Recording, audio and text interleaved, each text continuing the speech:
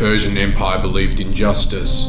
They had strict and careful rules about sentencing punishment for a crime. No one, they believed, should be executed for a first offence, and every criminal's good deeds should be considered before handing down judgment. If someone was going to suffer, he should deserve it. But if he did deserve it, the Persians made sure he paid for it. They came up with some of the most imaginative and brutal punishments in history. Justice in ancient Persia wasn't always swift. It was a slow, prolonged, and painful torture torn from your worst nightmares. When a Persian judge named Sisinnius was caught accepting a bribe, King Darius was determined to make an example out of him. The courts of Persia, Darius believed, should be impartial and fair. He was going to be sure that Sisinnius' replacement didn't make the same mistake. Sisinnius was killed, but that was just the start. After his throat had been slit, Darius had the executioners flay off every inch of his skin and make them into strips of human leather. Then he had them sew together a chair made of Sisinnius' skin. From then on, the new judge would have to sit in a chair made of human flesh. It gets worse. Sisinnius' replacement was his own son. As he presided over Persia's trials, he would have to spend every day sitting on a chair made of his father's flesh. Now, King Darius believed they would have a judge who would never forget what happened if he accepted a bribe. One of the worst deaths you could suffer in ancient Persia was suffocation by ashes. It was a punishment reserved for the worst criminals, those guilty of high treason or offences against the gods, and it was horrifying. The Persians kept a 23-metre tall, hollow tower that was filled with nothing but ashes and wheels. At the top was a sliding platform, and the criminal could be taken down to it and thrown in. He would plummet down to the centre of the tower.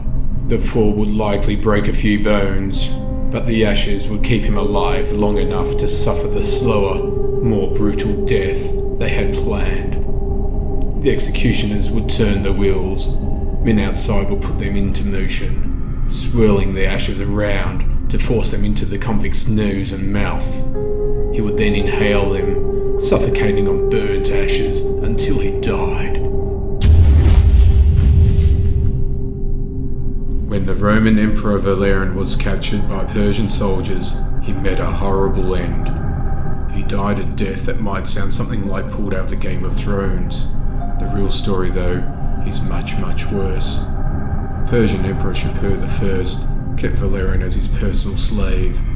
He would parade him in front of his army, his hands and legs shackled, treating him like a dog.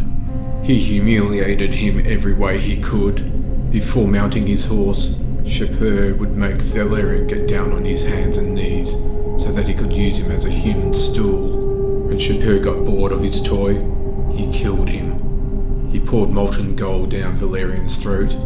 Then he had the Emperor of Rome taxidermied. Valerian was skinned and stuffed with straw, and his dead body was put on display in a Persian temple, a trophy of gold and human remains. In the later years of Persia, thieves had to deal with horrifying punishments. Anyone caught stealing or harassing a rider on the roads of the empire was sentenced to death by being torn in half. The executioners would pull the tops of the trees as close to one another as they possibly could and tie them together. They would drag the convict over and tie one of his legs to the top of each tree. They would then cut the cord, holding the trees together. The two trees would spring free, pulling apart at incredible speeds and shooting back upright, with the criminal still tied to them. His body would tear in half from the force. Within a second, two halves of what was once one man would hang from the trees. His body would be left there, hanging over the road, where he would rob an innocent person. Anyone who passed through these parts, the Persians believed, would get a harsh reminder of just what would happen if they followed the lives of thieves. As much as Persia tried to be fair about its crimes, they didn't exactly ignore class status. The king could get away with anything. As long as they were in his good books, his family could too. When King Artaxerxes II's own mother murdered his wife, he couldn't bring himself to execute her, so he killed her servants instead. Parysatis, Artaxerxes' mother, hated her daughter-in-law, Statira, and Statira hated her right back. They had to pretend to be civil in public. When they dined together, he ordered that everything they ate had to be cut in two and shared so they couldn't possibly poison each other. It worked, and the king's mother murdered the queen. It was obvious, of course, who was responsible, but Artaxerxes couldn't bring himself to kill his mother. He had all her servants tortured until they confessed. Then he had the meat cutter's head smashed in with a rock. Parysatis, though, was sent into exile. It didn't take long before Artaxerxes invited her right back. Parysatis convinced Artaxerxes to marry his own daughter. It was fairly common in Persia and other nations around it to torture rebels by cutting off their noses and ears. That kind of brutal torture, though, wasn't always a death sentence. Sometimes they keep you alive, and sometimes that was worse than death. When the people revolted against King Darius, he made sure everyone knew what would happen if they turned out against him. He rounded up the rebel leaders, cut off their noses, ears and tongues, and plucked out one of each of their eyes, but he didn't kill them, not yet. The rebel leaders were chained up and bound to the front gate of his castle so that everyone who walked by it would see their mutilated bodies. Their lieutenants, meanwhile, were decapitated and their heads were hung from the top of the city's citadel. They were left there for weeks, being jeered and beaten by everyone who walked past, staring at the remains of their friends and suffering in excruciating pain. Then, when they couldn't take any more, they were allowed to die. In Persia, Zoroastrian priests were called the Magi. This didn't necessarily mean that they had magical powers. They were religious leaders, and after one of them got a little overambitious, their jobs became hell. A Magi named Smerdis tricked the people into believing he was the son of Cyrus the Great and got himself crowned as the king of Persia. He was actually a great king, loved by his people. He introduced tax reforms that made life easier and relaxed the laws on military conscription, but he stole the throne, so naturally he had to die. When the people found out, they didn't stop at murdering Smerdis. They ran through the streets of the kingdom, spreading the word and murdering every member of the Magi they could find. When the massacre was over, the people decided to make it an annual event. Once every year, the Persians celebrated a holiday called the Slaughter of the Magi. On the anniversary of Smerdis' death, they would run through the streets, and if they caught any Magi outside, they would brutally murder them.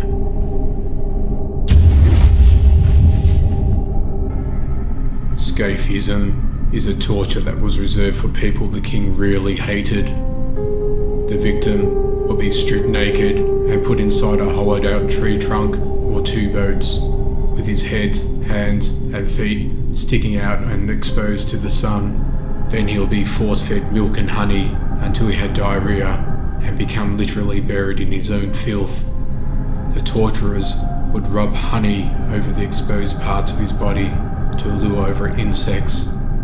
Bugs would crawl over the convict and slowly eat away at his flesh, while wasps would agonize with their stingers until he prayed for death. The torturers, though, would continue to force-feed him to keep him alive for as long as possible. After a few days, the victim's mind would start to deteriorate, but he'll still be alive. It could take weeks before his body finally gave out and died. The first time they tried it, it took 17 days of agony and praying for death before the victim's prayers were finally answered. Some people, the Persians believed, deserved more than one death. If their crime was terrible enough, they wouldn't settle to kill them once. They'd make them die 3 times before they're allowed to stop breathing. The victims wouldn't actually die, but they'll go through the agony of death 3 times. When a eunuch angered the wife of Cyrus the Great, she first had his eyes pulled out of his head. Then, once he recovered, she had him flayed alive. Then he nursed him back to health again before finally crucifying him. It wasn't the only time it happened. After a soldier tried to take credit for killing Cyrus the Younger in battle, when he really only wounded him, the king ordered his execution. The king's mother, though, intervened, saying, "Leave him to me, and he shall receive the fitting reward for his daring words." First, she had him stretched out on the wheel for 10 days. Then she gouged out his eyes. And then finally she finished him off by pouring molten brass into his ears until he died. A medium general named Harpagus went through the worst punishment possible for the lightest offence.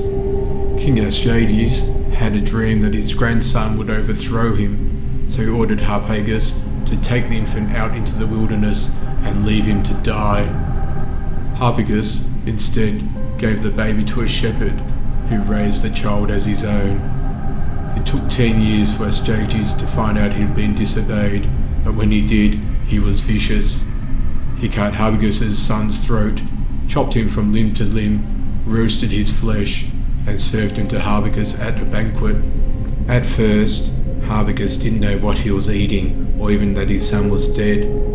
Astyages, however, made his servants put the dead boy's head on the table in front of him and taunted him, saying, "Do you know what beast's meat you are eating?" Harpagus knew what would happen to him if he tried to take revenge. He couldn't even dare cry in front of the king, who had murdered and fed him his own son. "I know," Harpagus was forced to say, "and all that the king does is pleasing." He complimented Astyages on the dish and asked to take the rest with him. Then he carried what they would let him take back to his home and buried the last remains of his son. Ha ha ha.